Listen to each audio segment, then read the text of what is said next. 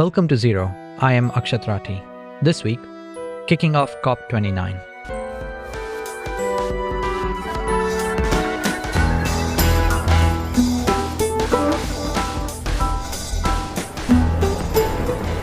So my first impressions of COP is that it reminds me of Thinking Day, this Girl Scout gathering we used to do in the school gymnasium where every brownie troop had to pick a different country and represent it with some food and a little poster with some information about the country that you were in charge of, and you sort of wander around the gym all day. Well, this is what COP is like. It's just that the countries are spending millions of dollars and it's adults rather than Girl Scouts making it. And some of the pavilions are pretty spot on. The UK had a big red phone booth, very recognizable. Cheesy, I guess, for us, but I like the Kyrgyzstan pavilion. It had a really nice mountain tent, cozy from the inside and very pretty. Kazakhstan also a good showing. These beautiful rugs draped across the place and some pottery, some ceramics. You missed the headline. Next to Kazakhstan is the United States pavilion, and it's the plainest pavilion there is. It's almost as if they are preparing that Donald Trump is going to come back to power and pull the US out of the UN treaty. The mood does seem to be a little bit somber at the US pavilion. Zero is in Azerbaijan, in Baku, for the 29th conference of the parties, the annual climate summit that brings together heads of state and delegations from around the world for 2 weeks of intense discussions, and hopefully major breakthroughs. If you heard the recent episode we did with Avinash Prasad, Special Advisor on Climate Change for the Inter-American Development Bank, you know that this year's COP is Finance COP. And the big question on the table is, who will pay the growing sums needed to tackle climate change? That's the challenge with climate finance. The whole world benefits, and some more than others, some more climate vulnerable than others. And we're asking a different set of people who are perhaps not suffering most from the climate today to make the biggest contribution, partly because they have contributed the greatest amount to the climate problem through a century of emissions. Driving through Baku, the city's unique flame-shaped skyscrapers are impossible to miss. It's a tribute to the region's history of fire worship, but also a constant reminder that this place was among the first to give birth to the modern oil industry. Azerbaijan's fossil fuel sector accounts for 90% of its exports and a third of its total economic output. But now it must focus on moving away from fossil fuels, which was the mandate all countries signed off on at COP28. So things kicked off on Monday. We're approaching the Baku Olympic Stadium, and there's this loud hum. What is this? I think it's diesel generators. We can smell the fumes of diesel, and I assume that's how we're going to be powered for the next 2 weeks. It's shaping up to be an action-packed 2 weeks, and I'm bracing myself. So for today's episode, I bring you bits from my interview with COP29 President Mukhtar Babyaev to give you a sense of what's in store at this COP. And Zero's producer Mythili Rao and I discuss why this meeting is shaping up to be very different from the COPs of the past and why the stakes of this COP are so big.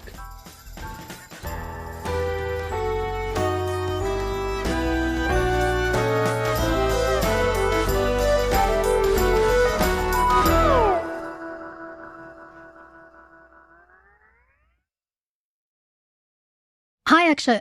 I know that for climate reporters like you, COP is basically the Super Bowl. Yeah, I mean, for Americans, yes.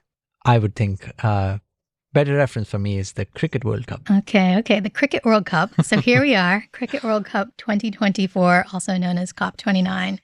And I think even before we get into what's on the line over the next 2 weeks in Baku, we should probably rewind a little bit and go back to last year, COP28 in Dubai. Another petrostate, another COP that was in some ways controversial, but it concluded with what I think we could all agree was a pretty big breakthrough. Can you remind listeners what was the biggest accomplishment of that COP and how it sort of sets the stage for what we're looking at now in Baku? One of the things that every COP has done since the Paris Agreement was signed in 2015 is to try and get countries to take actions that would keep the goals of the Paris Agreement alive, which is trying to keep warming below 1.5 degrees Celsius. And going into COP28 in Dubai, that 1.5 degrees Celsius target was really slipping away. So one thing that countries needed to agree on was to start to transition away from fossil fuels. And they signed off on that in a document that all countries agreed on, which is a big thing for a COP to achieve. Because before that, even the mention of fossil fuels in the final text was considered controversial. But COP28 went a step further. It's not just about reducing the use of fossil fuels, but also increasing the use of clean energy. So it set a goal for tripling renewable energy by the end of the decade. And it also did something for climate vulnerable countries by putting in the first money into the loss and damage fund, which currently has some $700 million in there, which is not enough, but at least it gets to a point where it can be operationalized with the help of the World Bank. And then poorest countries can draw from that fund when they are hit by climate change. Hurricane, droughts, floods, things that they cannot recover from without immediate assistance. And if each COP has its idiosyncrasies, some of that comes down to the personality of the person who's leading it. Last time, it was Sultan Al-Jaber, someone you profiled in the run-up to COP28 at Dubai. What was his approach that made it a success? So Sultan Al-Jaber wore many hats. He was the CEO of the oil company ADNOC, the chairperson of Masdar, the UAE's renewable energy company, and somebody who'd been at climate summits representing the UAE for almost a decade before that. So that combination of old world energy, new world energy, and climate diplomacy was crucial in trying to bring together these 200 countries to sign off on what are controversial texts even today. He was able to do that because the UAE, the country and the leader of the country, gave him the mandate to actually get this deal done. Now, here we are in Azerbaijan, where there doesn't necessarily seem to be that kind of mandate coming from the government. Let's get into Azerbaijan's relationship to this process. How would you sort of explain where they sit in terms of trying to achieve big climate breakthroughs? Yeah, one question that people keep asking is that why is Baku the home to COP? And the procedural answer is that COP meetings rotate in different regions of the world every year. So in some ways, it was their turn, or someone from that region had to have a turn? Correct. It was supposed to be an Eastern European COP. All countries in that region had to agree on who would host it, and Russia was playing the baddie by not allowing a European country like Bulgaria to host it. So eventually, Azerbaijan was the only real option for this COP. But Azerbaijan as a country has not really been active in the climate space. One expert who's been to most COPs told me that from her memory, Azerbaijan has never stood up and spoken at a COP meeting before. Never piped up? No. Its climate plan, which was recently assessed by Climate Action Tracker, is rated critically insufficient. It does not have a net zero goal. If it followed that plan, the world would warm up by 4 degrees Celsius. And Azerbaijan is heavily dependent on fossil fuels, even for its own economic future. Europe, which was reliant on Russian gas, is now trying to move away, and it has to tap other sources of gas. One of them is likely to be Azerbaijan. Then there are geopolitical issues. The country has been at conflict with Armenia, and over the past year, it's been trying to finalize a peace deal with the country. So there's a lot happening in Azerbaijan that's got nothing to do with COP, and yet this is what COPs end up being. They end up being in places around the world where, regardless of the 100 issues that are at play, climate change and how to tackle climate change is going to be the focus for the next 2 weeks. So it's a delicate diplomatic balancing act, and there's a lot on the line this year and a lot of complications this year. But you caught up with Mukhtar Babyaev. Your name is Akshat, right? Akshat Rathi, yeah. Akshat Rathi. And you got a chance to ask him a little more about what his approach is going to be like. Let's talk a little bit about him in particular. Mugar Babayev is the environment minister of Azerbaijan right now. But before that, from 1994 to 2018, he worked for SOCAR, the Azerbaijani oil company. And he was in charge for efforts to limit SOCAR's environmental impact. So he has some experience trying to figure out plans to reduce emissions. But nonprofits have also expressed their disappointment that yet again an executive from a fossil fuel company has been put in place to lead negotiations on how to move away from fossil fuels. And do you think he's up to the task? We don't know. The thing with COP presidents is that they're almost always doing the job for the first time. And it's not an easy job. You have to get 200 countries to agree on something. Plus, you have to learn very quickly. You're typically only given the plan for hosting a COP about a year in advance. Azerbaijan had even fewer than 12 months to really prepare. And even before things started, there was a lot of talk about concerns about the number of people who are going to be able to attend, the number of badges being given out, right? Yes, this is certainly going to be a smaller COP than COP28 in Dubai or even COP27 in Egypt. I got a chance to ask Babayev about these complaints from NGOs on the number of badges and whether they'll be able to allow for all the people who really want to come. There have been lots of complaints from NGOs about number of badges that people are being given.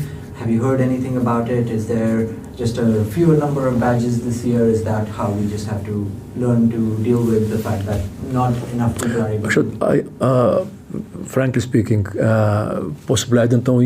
I don't know in detail, but I think we will provide necessity badges and other permissions for entrance to other organizations. We have not any limitations in it. So it's not the most decisive answer, but it sounds like he was at least willing to acknowledge that this is an issue that they are aware of.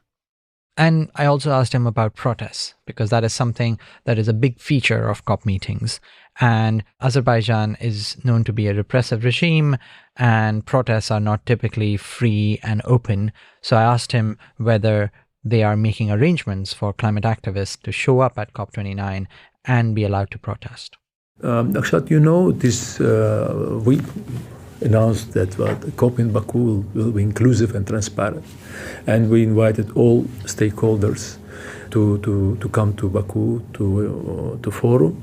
We will provide all necessary conditions for the parties to come, be the part of the discussions, debates, consultations at the same time. We'll see how that shapes up, because this is my first COP, but I understand that that's usually almost a part of the joy of the proceedings is the noise and the cacophony and the energy from the protesters. After the break, we'll talk more about how success will be defined at this COP.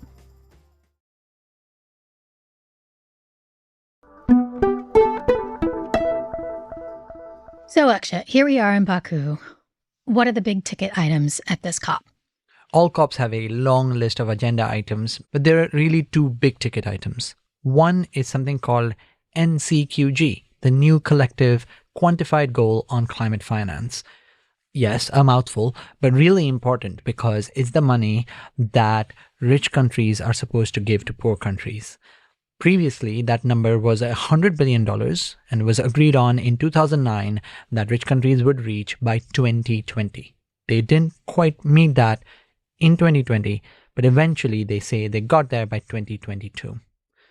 And that was a big moment because, as we all know, the problem of climate has been created by the emissions from rich countries, and now poor countries don't have the carbon budget to use up all that coal and oil to develop themselves. Instead, they need to move to clean energy, and this money is supposed to help poor countries green their energy. But also, because we're already at 1.3 degrees Celsius of warming relative to pre-industrial times, there are climate impacts, as we see all around the world. And so some of that money is supposed to go for adaptation, to try and build infrastructure that would be ready for the warming that we have already created. So at COP29, they need to come up with the new $100 billion figure, which is going to be much larger because the needs of poor countries have grown in that time. We talked to Avinash Prasad about this. The numbers being floated are as high as $1 trillion or maybe even $2 trillion. And if that is the size of the pot, we should just recognize there just isn't enough money from rich countries that goes to poor countries today. All of the foreign aid budget annually adds up to only about $200 billion. So how are we going to reach that $1 trillion? Let's hear from Avinash. Developing countries have said the number we need is $1 trillion. Developed countries have said maybe it is $1 trillion, but that's not coming from our budgets. There's no space there. So I think that the pathway to success would be that we have some real hard guarantees around it. If developed countries were to say 60, 70% is coming from the private sector, and we are going to put up the guarantees that will back 60 to 70%.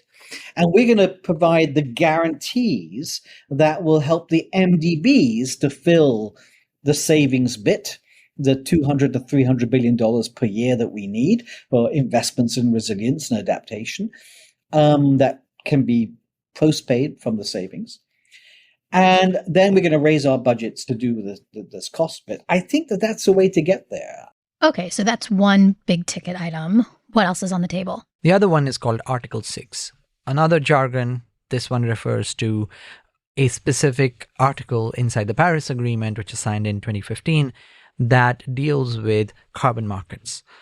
The idea is that countries that are doing better on emissions or have big forests that need protecting because they are sequestering all this carbon should be able to trade their carbon benefits with rich countries that are polluting more. And that would also create one more route through which rich countries are able to send money to poor countries. But it's also quite controversial, right? This is a market where there's a lot of opportunity for fraud or abuse. Exactly why it's taken so long to actually agree to the rules around this market. At Bloomberg Green, we have exposed many of these frauds in the voluntary carbon market, and there is a risk that if the rules aren't clear enough, those frauds will get perpetuated, and perhaps even at a larger scale, because Article 6 will give this market a stamp of approval from the United Nations, which suddenly makes this market not just voluntary, but with a UN stamp. So this is when there's a chance to potentially course correct on this and make this carbon offset market have some real teeth, have some real meaning. And this is something Bloomberg Green has been covering a lot. And you just published an investigation around this, right? Yeah, so the one that we looked at was a specific type of offset called renewable energy offsets. These are generated when a renewable energy plant, say a solar farm or a wind farm, is built, and the claim is that it avoided the building of a coal power plant or a gas power plant, and thus it should be able to not just provide this green electricity, but also provide offsets. The problem is, we know solar and wind power are now the cheapest sources of new energy. So are they really avoiding the building of these coal power plants? And experts say these offsets are junk and they should not be part of any legitimate carbon market. The difficulty is these renewable energy offsets still exist on the market and are likely to be the first kind that will be available on the Article 6 carbon market if it is approved. And market participants need to be aware that they are perhaps at a risk of buying junk offsets right at the start of this new market. So those are the two big ticket items, ironing out the NCQG and then also sorting out Article 6 and what it means for carbon offsets and the future of that market. We've got 2 weeks ahead. What is the process of getting any of this done going to look like here in Baku? Well, you're already getting a hang of the jargon, so that's a good place to be. NCQG. Yeah. But yes, you're right. This is a long process, a long meeting, and we're on day one, typically the day when countries have what is called the agenda fight, where they'll fight and jostle over what actually ends up being discussed over the next 2 weeks. This time, there may not be much of a fight because we know there are certain things that definitely need to be done. Then day 2 and day 3, we'll see 100+ world leaders come and rally the troops, giving a mandate to their environment ministers, to their negotiating teams, that they care about acting on this problem. And it's not something we should sniff at, because under the United Nations banner, climate COP meetings are the largest meetings that the United Nations organizes. It often has more world leaders than even the United Nations General Assembly, which happens in New York every year in September. And so that'll be an important phase. But the real crunch time will come towards the second week, where after all this talking that'll happen with multiple rounds going back and forth, the document that needs to be agreed on on NCQG and on Article 6 will have fewer and fewer square brackets, which is fewer and fewer points of disagreement. There will still be some towards the end, and hopefully at the end of it, all those disappear and you get a deal. I feel like I got a pretty good preview of this when we went to see the production of Kyoto put on by the Royal Shakespeare Company in Stratford-upon-Avon, a play that made the Kyoto Summit of 1997 dramatic and fun and all these long meetings kind of poetic. But it's not going to quite be like that, is it? I hope that it's like that, but given you experience Kyoto of 2 weeks in 2 hours, the likelihood, beautifully theatrically choreographed 2 hours with great actors, great dialogue, actors. Nice music, this one will be much more of a grind. A little grittier, a little more real life. Lots of time in conference rooms. We will buckle in. What are your predictions for what we're going to see in the next 2 weeks? I don't make predictions, but maybe let me give you some wild cards. Things that are unlikely to happen, but if they happen, they could make a big difference. First one is that China comes out and says, you know what? We will actually contribute towards this NCQG. So the big fight right now is that it's rich countries giving money to poor countries. Now, I say rich and poor, but the United Nations defines it very clearly in what are called Annex 1 countries and Annex 2 countries. And you'd be surprised which of the countries that we would class poor are in Annex 2 but aren't really poor, like Singapore and the UAE and China.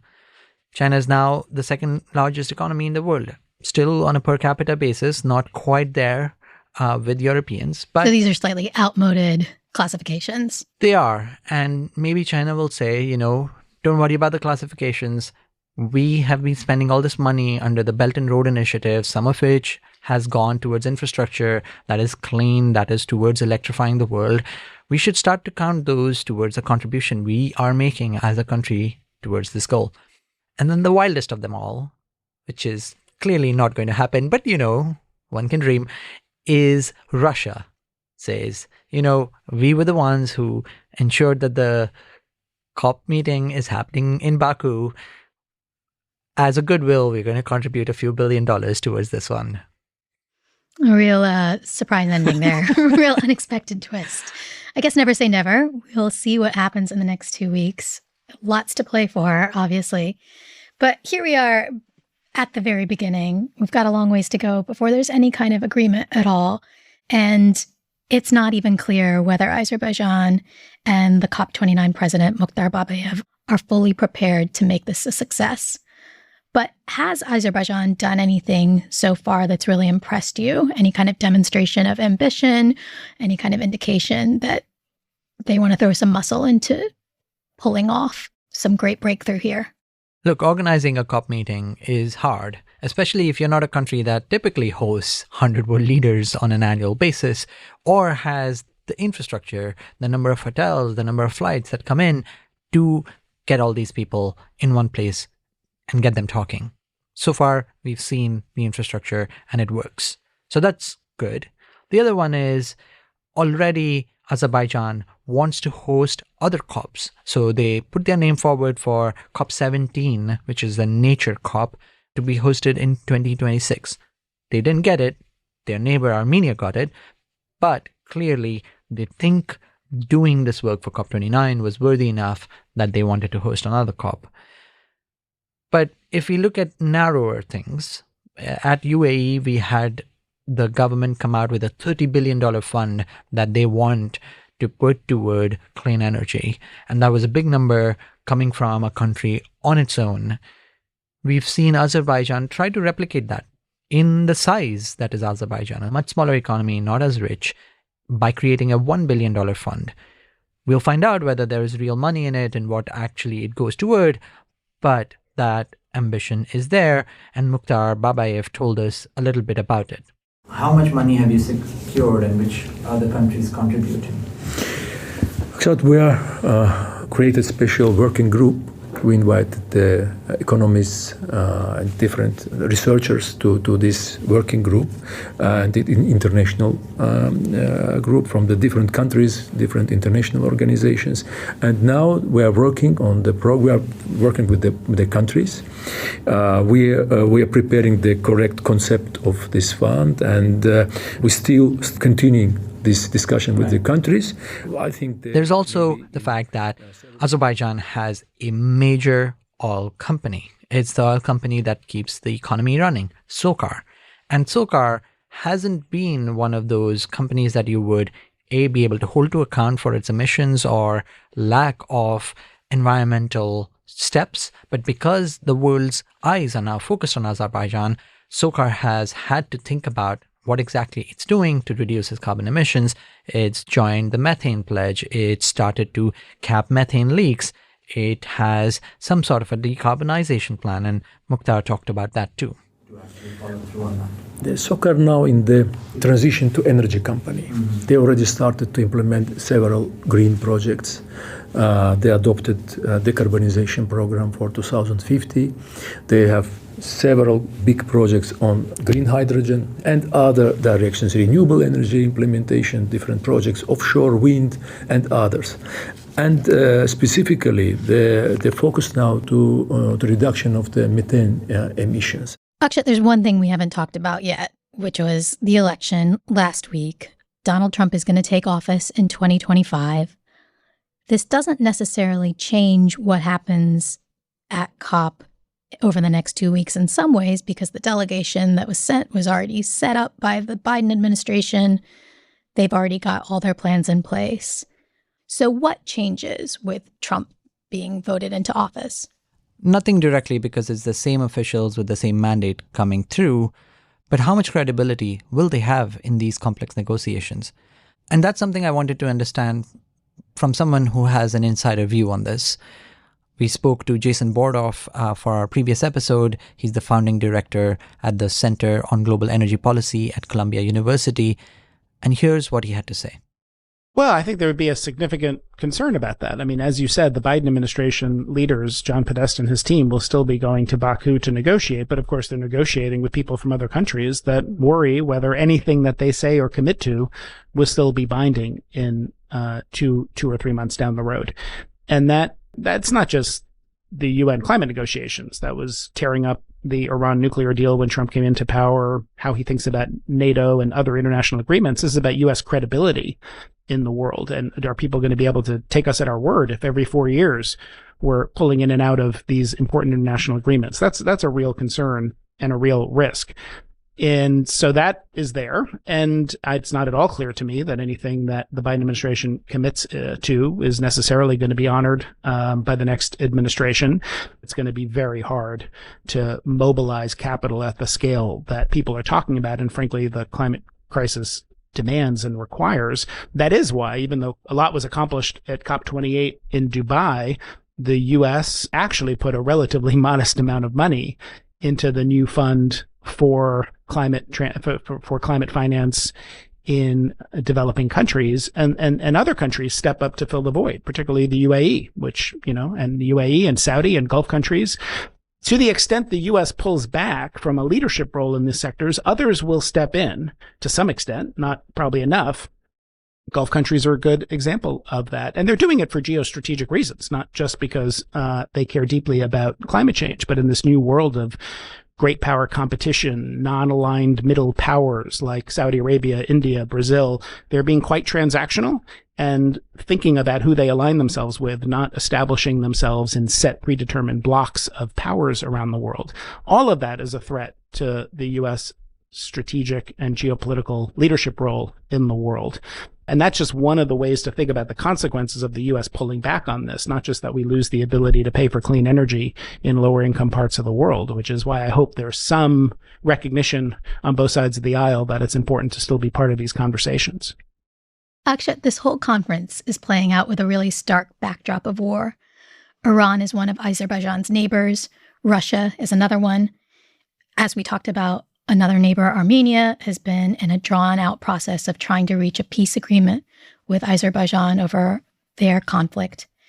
In some ways, I feel like it's kind of amazing to see a diplomatic effort like this in action, even amid so much conflict. But it also kind of underscores just how hard it's going to be to make real strides in climate policy, doesn't it? It is. And we are sitting sort of in the middle. In the north, you've got the Ukraine-Russia war going. In the south, Israel's attacks on Gaza and Lebanon. And climate diplomacy still happens because we are facing a decadal challenge in front of us. It is something I asked Mukhtar Babyaev about. When we are talking war, please do not forget that from the conflicts, huge amount of emissions, huge amount, millions of tons. That's why for us this issue is very important. That's why one of our initiative, COP Truth, also related to such call to the countries to announce a ceasefire, to come to conclusion, to stop the war, because millions of tons of emissions. And I think it is the big impact to nature, big impact to the climate. And if we will have the positive reflection from the countries to our call, I think it will be a very good step to stop the conflicts. That's a hopeful note to end on, but we'll find out over the next 2 weeks whether that hope turns into reality. Thank you, Akshat. Thank you, and thank you for listening to Zero. And now for the sound of the week. Can you tell me about what you're here for? Yeah. We are from a group. We promote veganism, and we are here to promote veganism because this is the solution for global warming. Yeah. Vote vegan. Vote vegan. Thank you. If you like this episode, please take a moment to rate or review the show on Apple Podcasts and Spotify. Share this episode with a friend or with someone who's never heard of Azerbaijan, like my sister. You can get in touch at zeropod@bloomberg.net. Zero's producer is Mythili Rao. Bloomberg's head of podcasts is Sage Bauman, and head of talk is Brendan Newnham. Our theme music is composed by Wonderly. Special thanks to Jen DeLuis, John Ainger, Shawan Wagner, Monique Mulima, Ethan Steinberg, Blake Maples, and Jessica Beck. I am Akshat Rathi, back later this week.